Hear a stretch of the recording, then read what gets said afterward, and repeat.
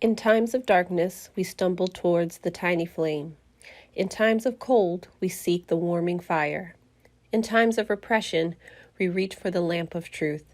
In times of loss, we pray for the comforting light. In times of joy, we light a candle of celebration.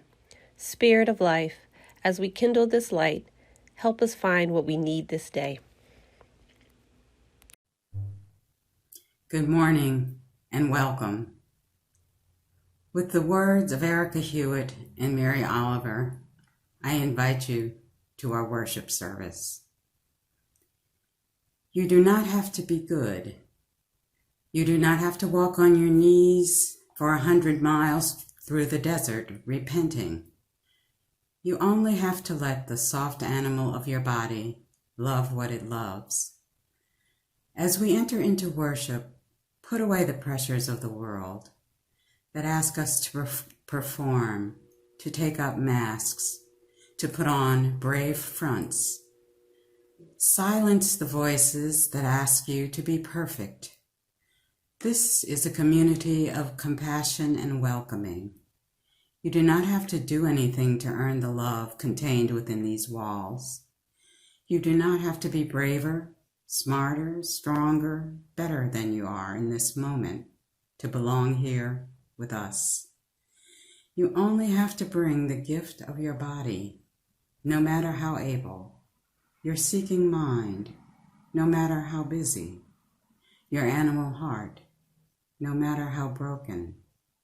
Bring all that you are and all that you love to this hour together.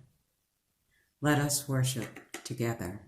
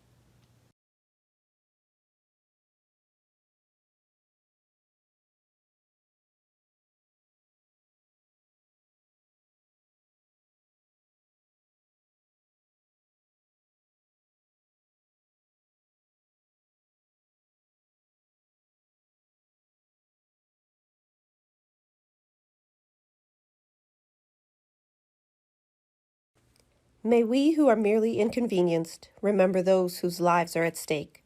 May we who have no risk factors remember those most vulnerable.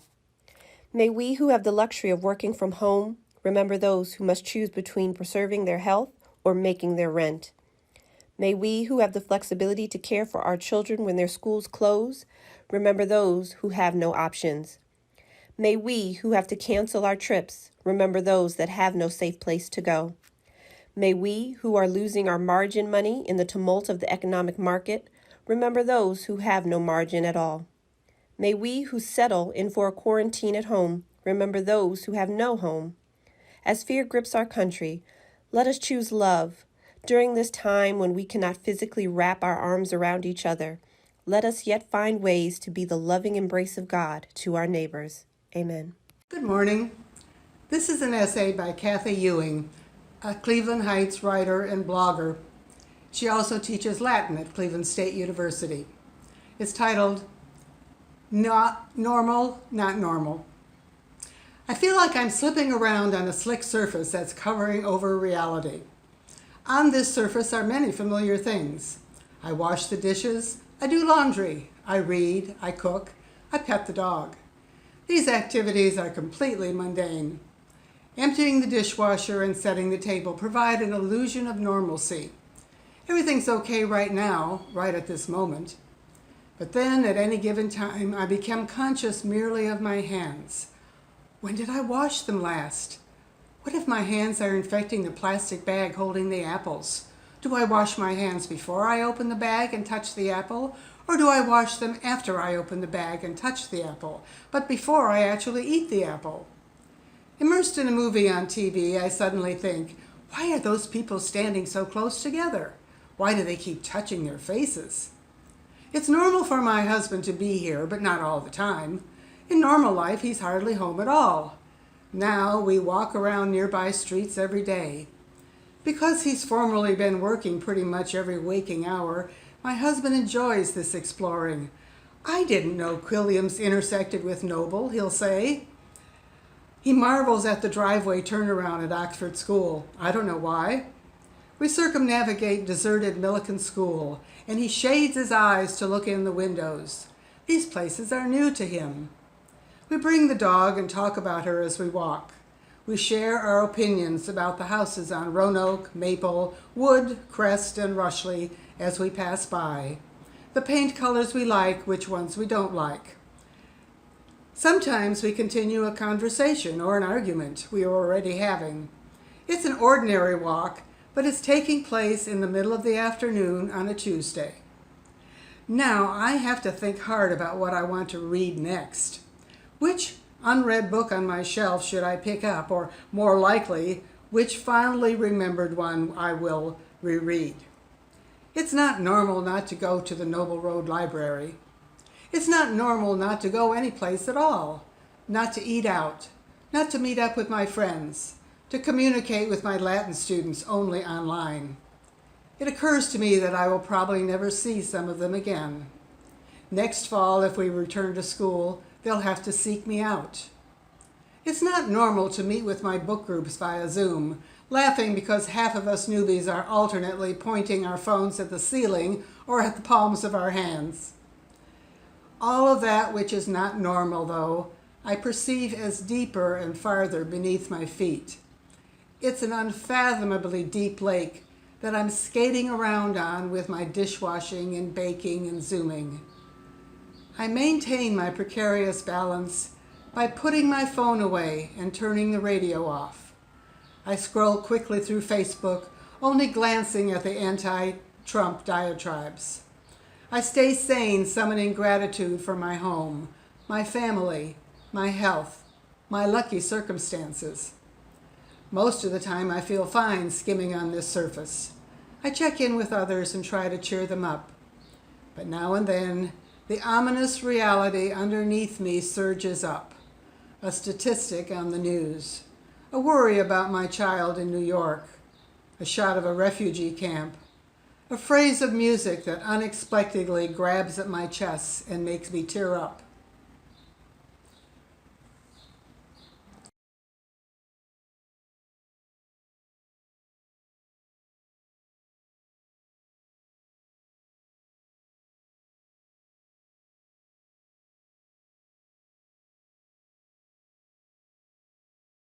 So here is my love song, not fancy or fine. Lida Rose, oh, won't you be mine, be mine? Lida Rose, I'm home again, Rose, to get the sun back in the sky. Lida Rose, I'm home again, Rose, about 1,000 kisses shy. Ding dong ding, I can hear the chapel bell chime. Ding dong ding, at the least suggestion about the question. Lida Rose, I'm home again, Rose, without a sweetheart to my name. Lida Rose, now everyone knows that I'm hoping you're the same. So here is my love song, not fancy or fine. Lida Rose, oh, won't you be mine? Lida Rose, oh, Lida Rose, oh. Lida Rose, I'm home again, Rose, to get the sun back in the sky.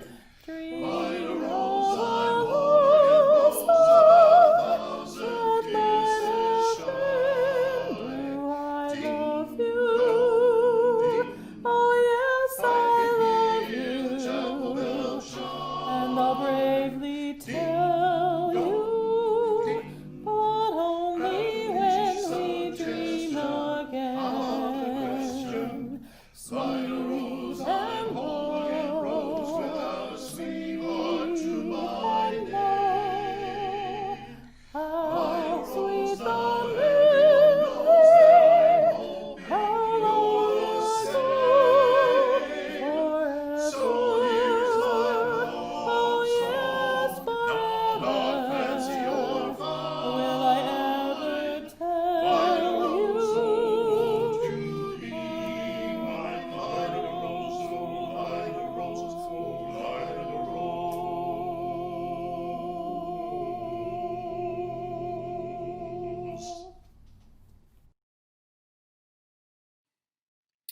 So, most of the time, when I'm here doing these videos, and this might be my, I don't know, 2,000th or something YouTube video for either a church service or a church event or something like that, I do so at what's really become sort of like a makeshift studio here in my house, in my home office. Especially now that we're producing so much worship online, it's just been easier to have all my digital tools sort of in one place. And honestly, the backdrop of bookcase is honestly about as good as I can manage, given that I'm not a very good set designer or anything like that. So I was reflecting on this, how much time I now spend in this space and how important this space has become to what I do in a day-to-day way. And how that shifted my life during this COVID-19 pandemic. But then I actually was thinking about not where I spend most of my time doing my work. I realized that there's actually another place that I've been spending some time in that might be more interesting to share about. Now, before I share, let me say this. For me, one of the most difficult things about the pandemic has been being compelled to stay in the same place. I've always been a traveler, and I thrive on being able to see the world, not just the one that's outside my front windows, but the wider world, the world out there. So it's been pretty difficult to feel like I'm kind of trapped, just in one area. Of course, I can go out of doors, and there are places you can go locally, but I've missed trips, I've missed conferences, I've missed things like that get me out of my regular routine, and it's been something I really have felt here in this time. I'm sure many of you have a similar experience. So while I spend a ton of time here in my home office, what I realize is that in order to make up for that sense of trying to be in different parts of the world, I've actually been spending time in another place It's close by, but it has absolutely helped save my life here during the pandemic. And that is by playing video games. And for me, just across from my home office area, I have what I lovingly refer to as my video game nook. So when I'm done work or whatever else it is that I'm doing, I get to come over here and spend a little time doing something else. So I know what the associations are for this particular form of media. I've definitely grown up in the 20th and 21st centuries. I know that the idea is that they're sort of artless, that they're unproductive, that they're kind of for lazy people. And that's true. For many people, video games can really become a way in which you avoid the world. But on the other hand, if you're a certain age, like the age I am, you really can't have avoided them entirely. My entire life, literally, has spanned the evolution of video games from their earliest popular beginnings to what they are today. And that has involved a huge, monumental shift. When I was young, video games looked something like this. Then, when I was a kid who could really enjoy them, they began to look instead something like this. But now, here in 2020, they look more and more like this.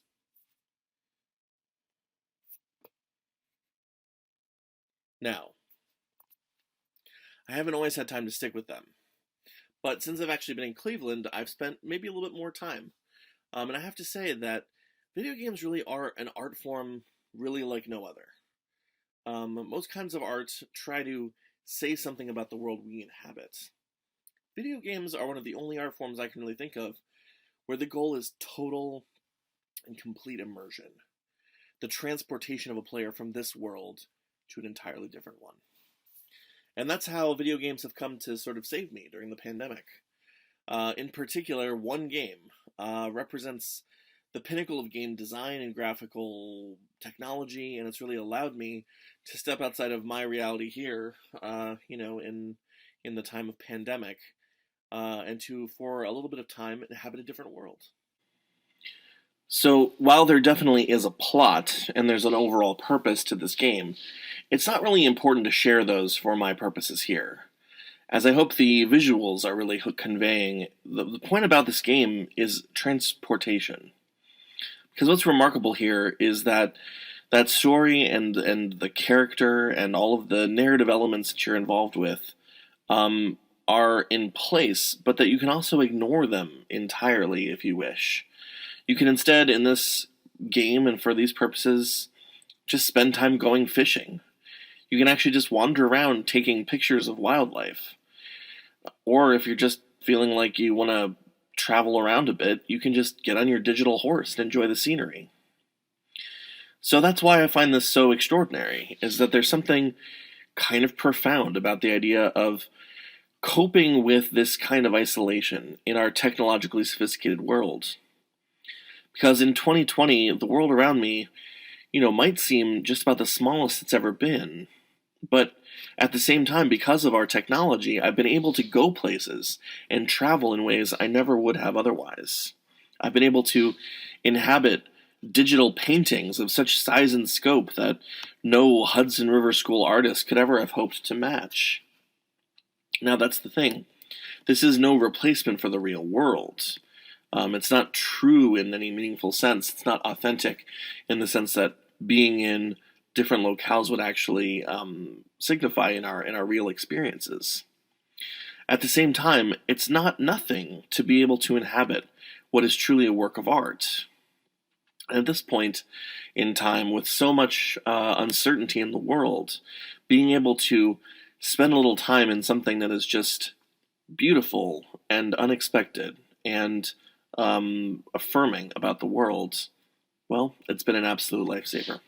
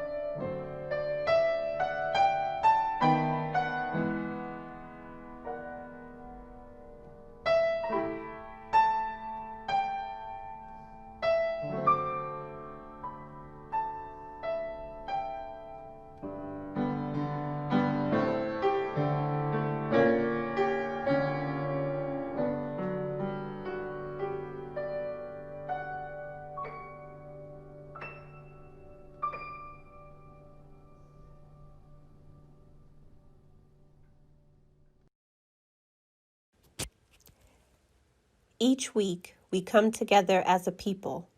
Together, we share stories, love, aspiration. We also share our bounty in ways that express our religious UU values. May this important ritual of sharing abundance remind us that making our world better is a task best shared. Again, I'm going to begin by reading from The Atlantic by the Ideas editor, Yoni Applebaum. What I find myself missing most are the casual interactions that once enriched my days, with neighbors or congregants or friends who helped me see the world through different eyes. That work of connection feels more urgent as so many of us are drawn physically apart. In recent days, the Ideas team has brought you snapshots of the pandemic from a variety of angles.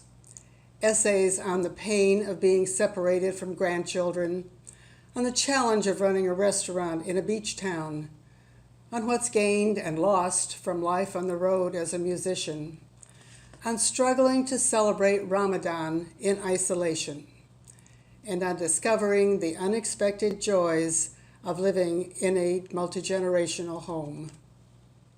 And we're thinking about loss. Some we can make whole. For readers mourning their chance to sit on an uncomfortable chair under a hot sun, listening to a tiresome speaker drone on about the future, we offered a series of 2020 commencement addresses, too good to have been delivered in person. But most we can't make whole. We looked at the pandemic's toll, including on young people, local governments, colleges, mental health, meatpacking workers, and communities of color, and grappled with the meaning of 100,000, then, deaths, and I will add perhaps 200,000 by September.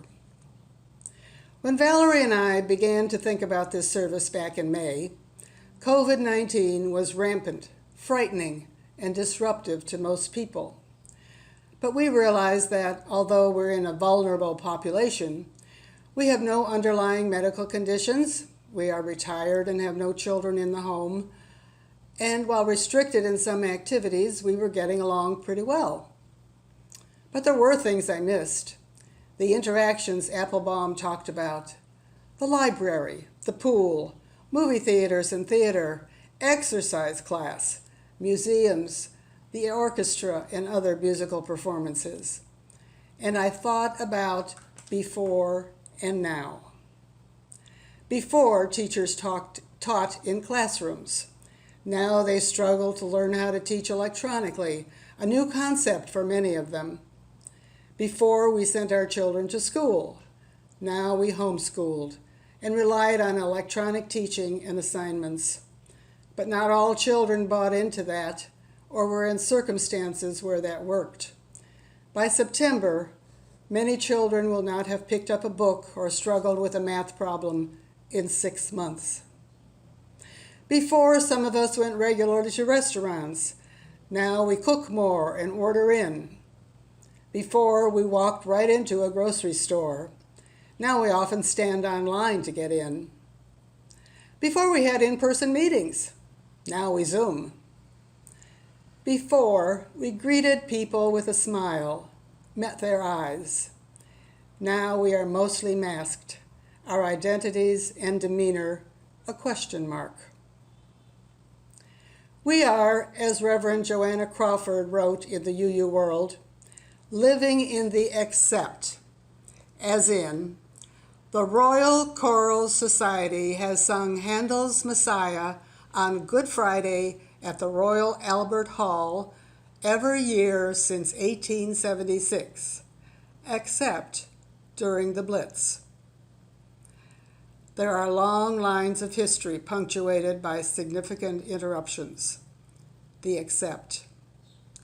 Crawford goes on, there will come a time when we divide time into before coronavirus and after coronavirus. But right now, we are living in the in-between. The Blitz was an accept. Life returned, though, The Royal Choral Society returned and sang again a chorus of hallelujahs. We are living in the accept. Some things will be different, but life, as we knew it, will largely return. The accept, ultimately, will be an interruption in the timeline.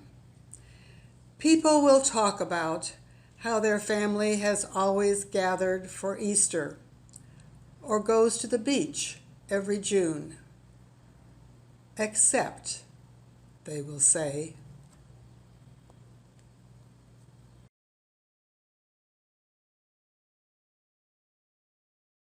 when this world learns to live as one, oh, better times will come. Better times will come. Better times will come. When this world learns to live as one, oh, better times will come. When we greet each dawn without fear, knowing loved ones soon will be near. When the winds of war cannot blow anymore, oh, better times will come. Better times will come. Better times will come. When this world learns to live as one, oh, better times will come. Though we live each day as our last, we know someday soon it will pass. And we will dance, we will sing in that never-ending spring. Oh, better times will come. Better times will come. Better times will come. When this world learns to live as one, oh, better times will come. Better times will come. Better times will come. When this world learns to live as one, oh, better times will come. Oh, better times will come.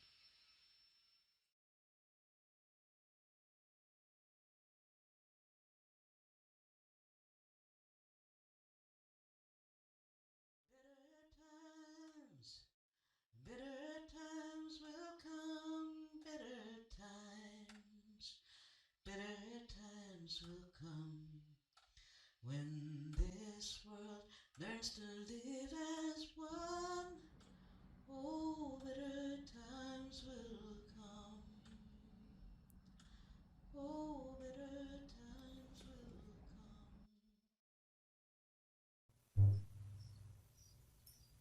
come. There are times when your vision shifts and you suddenly see things in a new way.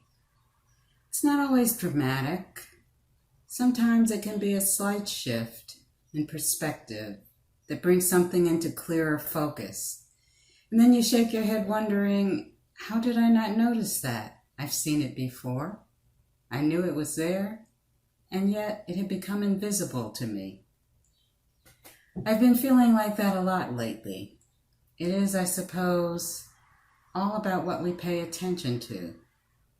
The pandemic provided a pause in which there were fewer distractions to hide the truth. Since the start of the pandemic, a lot of people have commented about their new appreciation for people who work in retail, supermarkets, nursing homes, and delivery. I always knew these were hard jobs that did not pay particularly well. In my personal life, I felt the tension most around shopping. While I'm not a big spender, I have been known to wander around stores for no particular reason, perhaps buying something, perhaps not. I'm what's known as a recreational shopper. What I guess I didn't realize was how important stores were to my mental health. I really miss that human contact, transactional though it was. I feel particular empathy for those department store associates who not only have to be on their feet all day, but have to spend money on achieving a look that's middle class enough to make their customers comfortable. As an administrative assistant, I spent many hours scouring used clothing stores for similar purposes. At the same time, I'm aware that if store employees' incomes increase significantly, I may not be able to shop as much as I used to, that I have a vested interest in continuing exploitation. But this is not new information. This is what the trickle-down theory is all about. Yes, prosperity trickles down to us. For those of us of moderate income, it's not so much through higher wages. Rather, it trickles down to us as we benefit from corporations squeezing a little more out of those who produce and deliver what we consume. Even many of the poor in America can fill their closets with clothes produced in countries with lower labor costs. When you consider the cost of transporting these projects back to the U.S., you realize just how cheaply the corporations have to purchase them to still make a profit. But this is not new information either. I knew this. And it's like that with all the insights that had come out of the pandemic and the recent protests about the murder of George Floyd and so many other Black people at the hands of U.S. police. This is nothing new. We know it has been going on for years, decades, centuries. What we don't always know is what to do with this knowledge. Another commonly cited insight from the pandemic is that we are all connected. It's true. We are all part of a global political and economic system which defines our lives. The connections are so complex, it's almost impossible to intervene in the system without unleashing unintended consequences. This is a truth we cannot afford to ignore. It calls us to engage in our work with deep humility, to admit that we don't have all the answers. Part of that work is to envision a world where justice, equity, and compassion in human relations create a true sense of community. Our visioning must move beyond generalities into reimagining institutions and power structures. We need to envision a new world and a way to actually get there. It's a daunting challenge, but also exciting and invigorating. And we are not alone. We have each other, and we have the foundation laid by so many who have come before us. The work is broad and deep. There are so many things one can do. Learn more about what activists have done in the past. Read some speculative fiction.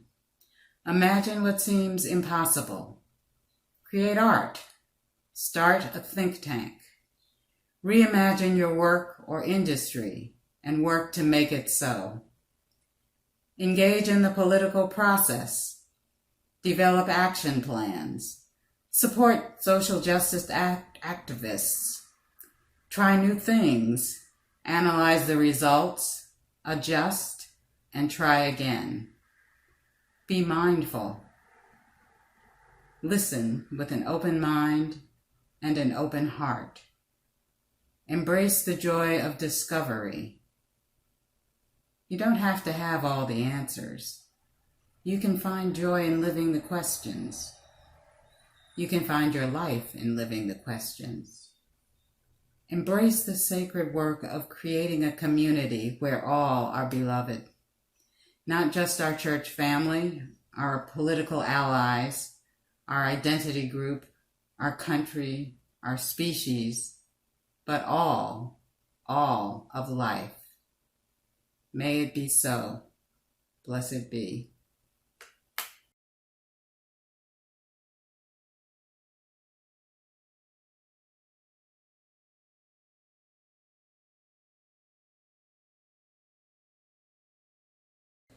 Take from life its coals, not its ashes. Fan the flames of love and justice. Join hands and hearts in common endeavor, and there will be no limit to what we can achieve together.